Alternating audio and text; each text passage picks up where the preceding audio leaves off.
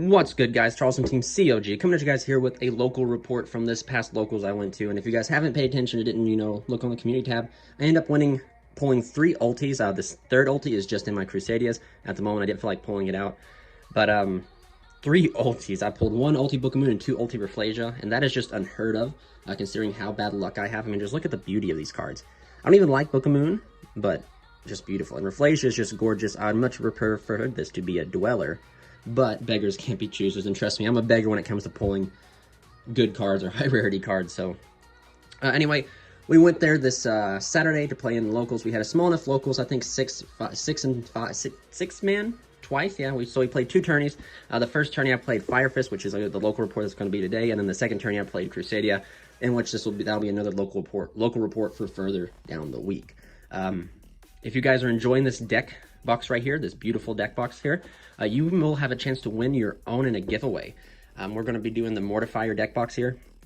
Tomorrow, we're going to go ahead and upload a video of reviewing the deck box, and then we're going to explain in the video how to enter the giveaway to win this one. So please stay tuned for that.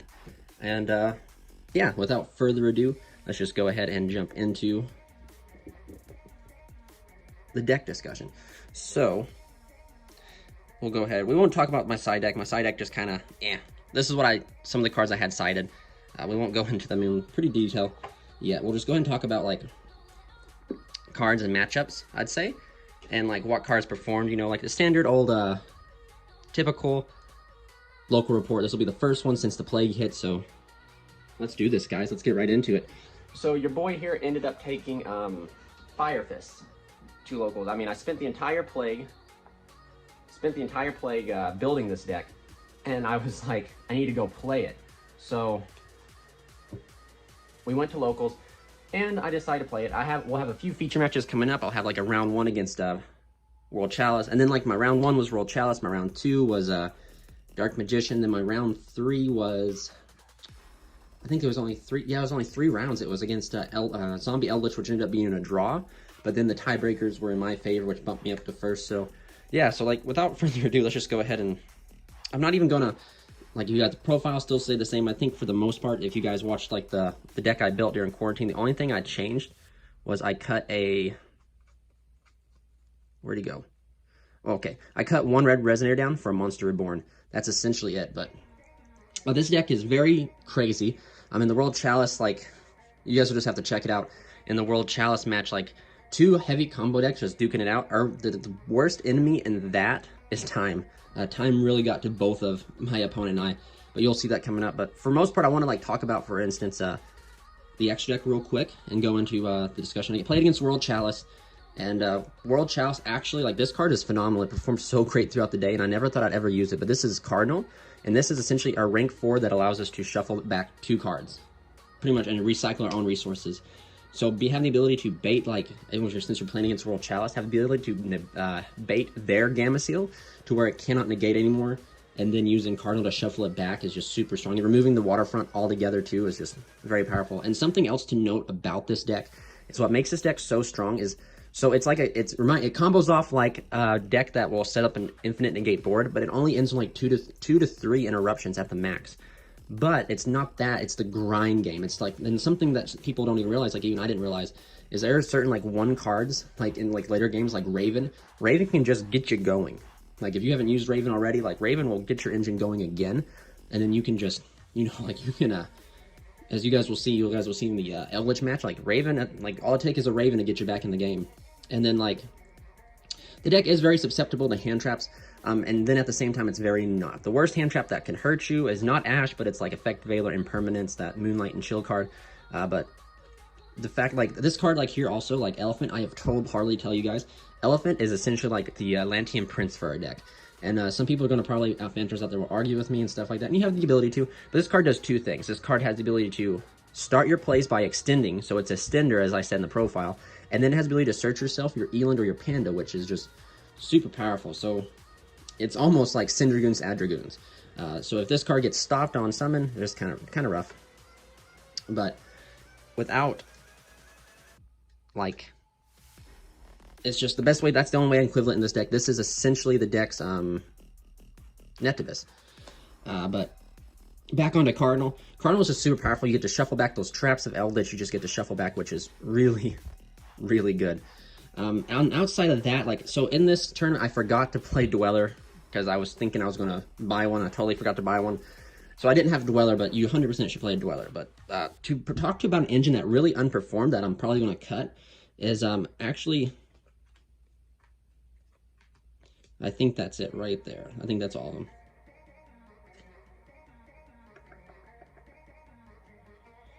Yeah. Is this engine right here. So this is the Halafibrax combo in part of the deck where you get like a Ash Blossom to your hand. You can have like 2 negates. This, I never went into this. To be honest with you, I never saw the moment in which I wanted to go into it and the moment that I needed to go into it. One instance though, so like these 3 cards can be, you know, anything you want. I actually have been thinking about, I've been thinking about putting, a Dweller needs to go in here for sure, 100%, so a Dweller will go here.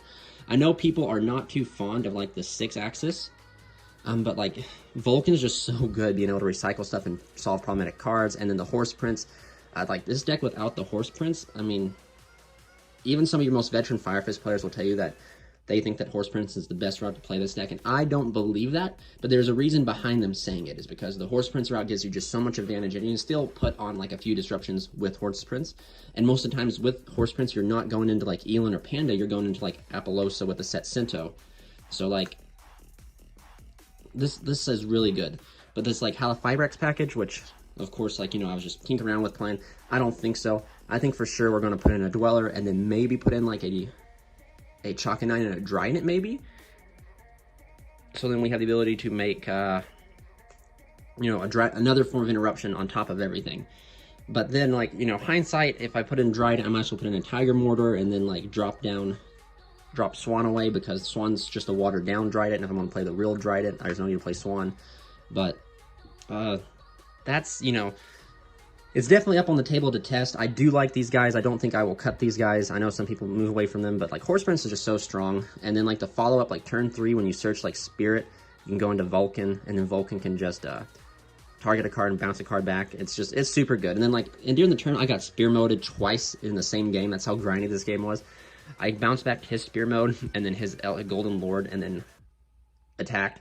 In the hindsight, I probably should have bounced back my own Tinky. You'll see it in the upcoming matches, feature matches that are coming up.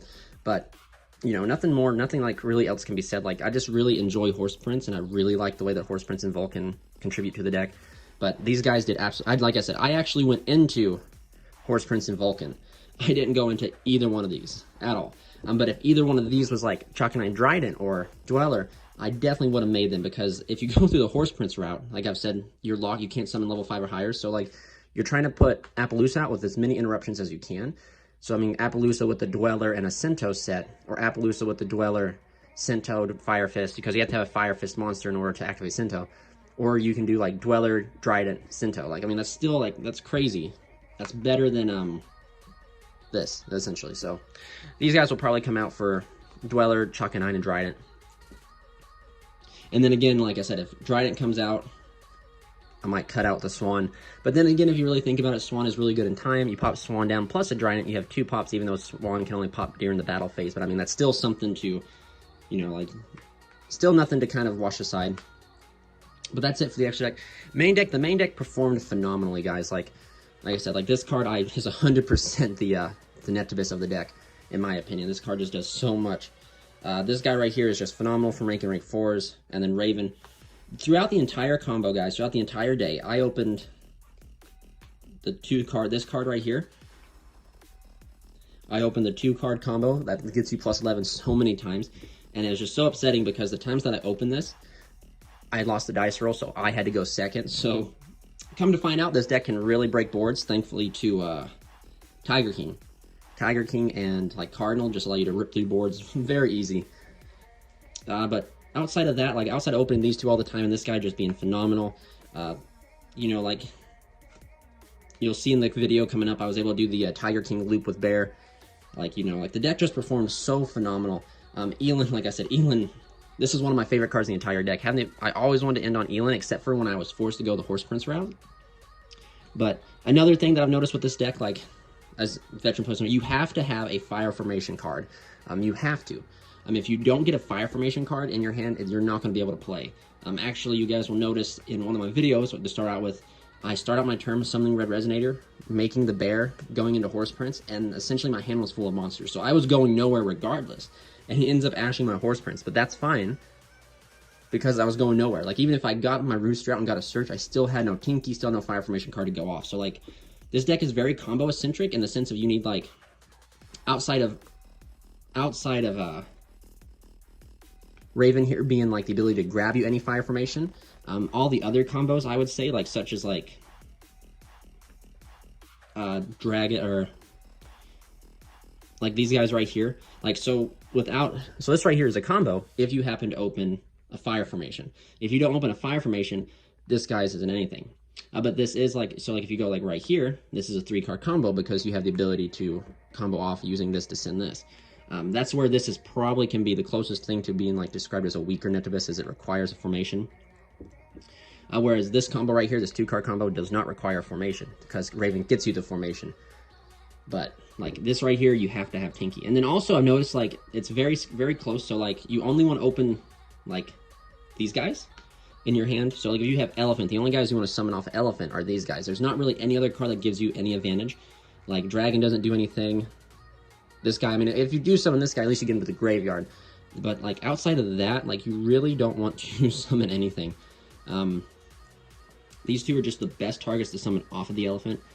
And, like I said, like, sometimes, like, it's hard because this deck is so combo heavy, like, sometimes you have to make just an Eagle and Pass. And, you know, that's pretty, speaking of Eagle and Pass, so not only did I plow through my Eagles, I actually, believe it or not, there was going to be a game where Peacock came up and I was going to be able to win with Peacock. That's crazy, right? Because Peacock and Dome, essentially you attack, steal their monster, send Dome, Dome reborn something, attack with a monster you just reborn, and that would have put me in the head for time, so. But anyway, these are by far the best cards you can special summon with Elephant. And like I said, like, really, if you guys think about it, like, you're like, well, that's not too consistent. You play Tinky, so you essentially play 6 copies of Raven, 5 copies of Rooster, 6 copies of Elephant, and then, like, you know, like, this guy can get you to here. If you happen to open, like, Tensu or anything like that, like, the combos are almost endless. And then, like I said, like, these guys right here, like, the fact that this guy, Elephant, can search out Panda is super phenomenal. And if you open like this combo here, you're getting both Panda and Elin to your hand. So then you can potentially summon Elin under 5 summons. So that's something else about the deck that I wanted to touch base on. As you guys will see in some of the future in the feature match videos, this deck does have a pretty good way to play around like Dark Rune no more, because we can almost always get access to Sinto. But it's trying to play around the rock that's really awkward. Yes, we can, because we do have access to Elin to be able to put Elin out under 5 summons. But when we put Elin out under 5 summons, just kind of like those awkward hands, you kind of got to have the right hand to kind of finagle your way into it. But yes, there is that way. Essentially, if you're getting Elin out and you somehow get a Sinto set, you've pretty much done the full capacity of what the deck can do. So, just Elin just stops the rock. We have the ability to stop Dark Rune no more with Sinto. And then, especially, that's actually really good when we end on, like, the Force Prince route. When, like, your ending board is, like... This will be Dweller, for instance. This will be Dweller. And then, like, most of the time, it's Dragon, I believe. Dragon sitting out here with a... We'll just finagle a board just to get the motion across. So that's really good, like, especially when you have, like, this right here set, and they Dark Rune no more, you do have the ability to flip over Sinto. And then, like, assuming they don't have Dark Rune no more, they can, you know, impermanence this, and then there goes, like, 4 of your, like, 5 or 6 interruptions, so then you flip this to stop the impermanence on this. And then at the same time, while activating this, I believe you trigger the bear, or trigger the dragon to set another one for the following turn, so... Yeah, so that's the local report, guys. I'm pretty sure, if I haven't already, my matchups were World Chalice, Dark Magician, Golden Lord, Eldritch Zombie, which is very powerful because, yeah, because of the Doom King. But essentially, the deck performed phenomenal. It's actually a deck, like, I think I'm going to continue to play and tinker with. That's just so fun. Like, just comboing off is so fun. And then, like, it's just very much, like, the way that the Eldritch deck... You beat Eldritch in this deck, is this deck has a very strong grind game. So, like, that's how, like, you end up holding out, is you try to outgrind your opponent, and believe it or not, this deck can. Maybe not outgrind, but match the opponent's grind, which is something that you don't see often in today's meta that can do it. I mean, if the deck can't put up like 5 to 6 interruptions, the deck's considered bad. But this deck can put up minimal interruptions with optimal, shout out to Chainlink, optimal grind. So yeah, so thank you guys so much for watching. Stay tuned for future videos. Also, guys, remember to stay tuned for the review video on your chance to get in a giveaway and win yourself your own Mortifier deck box. So this is Charles Team COG signing out.